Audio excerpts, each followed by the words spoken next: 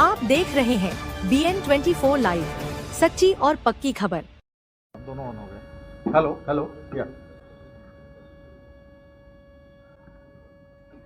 जो विगत 30 तारीख को घटना हुई थी, उस घटना को बड़ी संवेदनशीलता के साथ लिया गया। बड़ी दुखद और अनपेक्षित घटना थी। दो उम्मीदवारों के समर्थक विपरीत दिशा से क्रॉस कर रहे थे।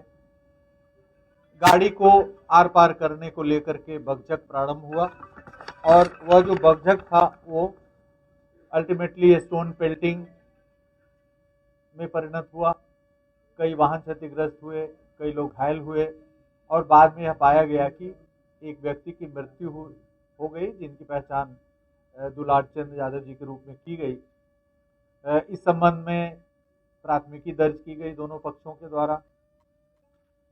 100 का अंत्य परीक्षण कराने का प्रयास उसी दिन किया गया, लेकिन अंधेरा होने के कारण परिवार की ओर से यह विचार व्यक्त किया गया था कि दिन के उजाले में अंत परीक्षण कराया जाए और उनके अनुसार कराया जाए। हम लोगों ने यह भी सोचा था कि PMCH में एक बृहत चिकित्सीय बोर्ड के द्वारा कराया जाए अंत परीक्षण, लेकिन परिवार का कहना था कि नहीं, बाढ़ अनुमंडलीय अस्पताल में ही कराया जाए। तो हम लोगों ने नेक्स्ट डे पोस्टमार्टम के लिए 100 को बाढ़ अनुमंडलीय अस्पताल ले जाया गया, जहां चिकित्सकों के बोर्ड के द्वारा पोस्टमार्टम कराया गया। उसकी पूरी वीडियोग्राफी कराई गई। पीड़ित के पक्ष से भी वीडियोग्राफी के दौरान अपनी तरफ से भी उन्होंने वीडियोग्राफी रखा था। उनके द्वारा भी पूरे पोस्टमार्टम की प्रक्रिया का अवलोकन किया गया पीड़ित पक्ष के परिजनों के द्वारा। चिकित्सीय बोर्ड के द्वारा अंत परीक्षण प्रतिवेदन निर्गत किया गया। अंत परीक्षण बहुत ही महत्वपूर्ण इसमें था, क्योंकि ऐसा प्रतीत हो रहा था इंक्वेस्ट के दौरान कि पैर के एकदम निचले हिस्से में एक फायर आर्म का जख्म प्रतीत हो रहा था। अब वो फायर आर्म का जख्म है या नहीं है, ये पोस्टमार्टम से ही संपुष्ट होगा। उसके बाद बदन पे कुछ निशान दिख रहे थे, लेकिन अन्य कोई वैसा जख्म बदन पे नहीं दिख रहा था स्पष्टतः, जिससे हम कह सकें कि इसके कारण मृत्यु हुई है। इसलिए पोस्टमार्टम का जो इंतजार था वो था कि पोस्टमार्टम में क्या तथ्य आते हैं, उससे काफी सारी चीजें स्पष्ट होंगी। पोस्टमार्टम में यह स्पष्ट रूप से व्यक्त किया गया है कि पैर में जो गोली के प्रवेश जख्म और निकास जख्म है वो फायर आर्म से हैं, लेकिन उसके कारण मृत्यु नहीं हो सकती है। वह जख्म मृत्यु कारित करने के लिए पर्याप्त नहीं है। फिर अन्य जख्मों का अवलोकन पोस्टमार्टम के दौरान किया गया, जिसमें शरीर के ऊपरी भाग में यह बताया गया है कि जो लंग्स और हार्ट का जो एरिया है वहाँ पर कंप्रेशन है और कॉज ऑफ डेथ लिखा गया है कि कार्डियो रेस्पिरेटरी फेलियर। इसका मतलब है कि जो लंग्स और हार्ट है वो कंप्रेस हुआ है। और यह भी लिखा गया है कि यह शरीर के ऊपर से कोई hard and blunt heavy substance के गुजरने से हो सकता है। फिर CID की टीम, जो अभी DIG CID जैन जी हमारे सामने बैठे हैं, इनकी अध्यक्षता में CID की भी एक बड़ी सशक्त टीम, जिसमें ये स्वयं थे, SP क्राइम थे, DYSP, फॉरेंसिक्स के बहुत सारे एक्सपर्ट्स को तुरंत भेजा गया था उसी दिन। IG कमिश्नर की टीम भी गई थी, संयुक्त जांच प्रतिवेदन भी समर्पित की थी, सीनियर SP भी गए थे। तो सभी बड़े पदाधिकारी वहाँ पर भ्रमण किए, समीक्षा की, अनुसंधान की, और जो पोस्टमार्टम निर्गत हुआ है उससे यह पता चला कि हार्ड एंड ब्लंट सब्सटेंस कोई हेवी इनके ऊपर से क्रॉस किया। अब वहाँ पर जब परिस्थितियों को आप देखेंगे, आकलन करेंगे, जो वीडियोस उपलब्ध हुए हैं हमें, उससे यह संकेत मिल रहा है कि स्टोन पेल्टिंग हो रही है। आमने सामने बकझक हुआ है गाड़ी को आर पार करने के लिए, उसके बाद बकझक में स्टोन पेल्टिंग हो रहा है। मृतक है वो भी दिख रहे हैं उसी आकृति के, उसी वेशभूषा के एक व्यक्ति के द्वारा स्टोन पेल्टिंग किया हुआ दिख रहा है।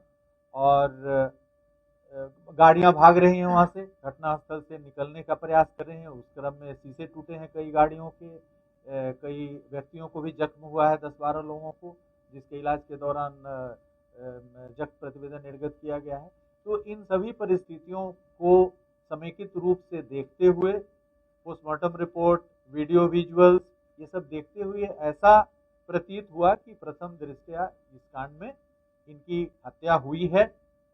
अब गोली कौन चलाया, कब चला, जो वाहन जिस तरह से बड़ी तेजी से वहां से भागने की कोशिश कर रहे हैं और पत्थर जो चला रहे हैं वो भी कभी तेजी से आगे बढ़ रहे हैं, गिरते पड़ते बढ़ रहे हैं, तो इस स्थिति में यह संभव है कि वाहन के द्वारा इन पर वाहन चढ़ा दिया गया है, वाहन चढ़ा है। अब वो इंटेंशनल है या भागने के क्रम में एक्सीडेंटल है, ये सब अनुसंधान का विषय है। भविष्य में अनुसंधान यह बताएगा कि इन पर जिस कारण से इनकी मृत्यु हुई है, पोस्टमार्टम में जो स्पष्ट किया गया वह कारण इंटेंशनल है कि जानबूझ करके किसी ने इनके शरीर पे चढ़ाया है।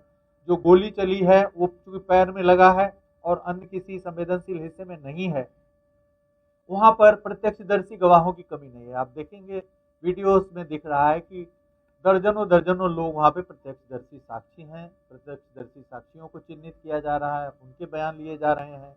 फॉरेंसिक की टीम घटना स्थल का पुनर्सृजन कर रही है। तो इन सभी बिंदुओं पर जो संकेत हमें मिले हैं उसके आधार पे और घटना स्थल पे जो अभियुक्त हैं, जो गिरफ्तार हुए हैं उम्मीदवार, उनकी उपस्थिति थी, उनके नेतृत्व में है उनका पूरा दल आगे बढ़ रहा था। जन सुराज का दल भी सामने से जो वहाँ के उम्मीदवार हैं उनके नेतृत्व में आ रहा था। तो दोनों तरफ से केस कांड प्रतिकांड दर्ज किया गया है।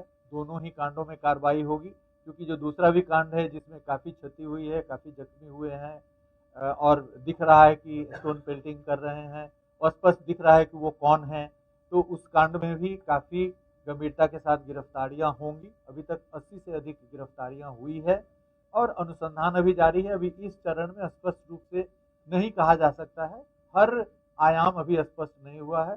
सभी आयामों को उद्घाटित किया जाएगा इस कांड के अनुसंधान के सिलसिले में। जिला पुलिस और सीआईडी संयुक्त रूप से एक सशक्त टीम के तौर पे वहाँ पे कार्य कर रही है। अभी हमारी प्राथमिकता है 6 तारीख को जो चुनाव है उसको संपन्न कराना। उसके बाद इस कांड में और भी जो अनुद्घाटित पहलू है उसको उद्घाटित किया जाएगा, साक्ष्य संकलित किए जाएंगे। हमारा एक और अनुरोध होगा जन सामान्य से कि इस घटना को लेकर के किसी भी प्रकार के जातीय विद्वेष या इस तरह के उन्माद की स्थिति ना क्रिएट करें, किसी भी प्रकार के बयान से बचें, क्योंकि सामाजिक समरसता कायम करना, शांतिपूर्ण माहौल में चुनाव संपन्न कराना प्रजातंत्र की एक बहुत बड़ी एक उपलब्धि होगी। और जो भी इसमें वहाँ पर उपस्थित हैं, जो व्यक्ति प्रत्यक्षदर्शी हैं, जिनके मोबाइल में या किसी अन्य डिवाइस में किसी भी प्रकार का साक्ष्य है, वीडियोज है, फोटोग्राफ्स है, उनके लिए हम लोग एक प्रेस विज्ञप्ति जारी करेंगे कि वो सीआईडी के एसपी और डीआईजी के यहाँ आकर के और निर्बाध रूप से अपना साक्ष्य यहाँ पे हम लोगों के समक्ष दें और पूरी साक्ष्य संगत कार्रवाई इस कांड में की जाएगी। किसी भी प्रकार के पक्षपात और किसी का कोई स्कोप नहीं। हम लोग शुरू से ही पूरा यह सुनिश्चित कर रहे हैं कि निष्पक्ष रूप से और साक्ष्य के आधार पर कार्रवाई हो। अभी जो गिरफ्तारी हुई है, चूंकि नेम्ड एक्यूज थे, वहां पर उपस्थित थे और जब कोई ये बलवा एक तरह का था, राइटिंग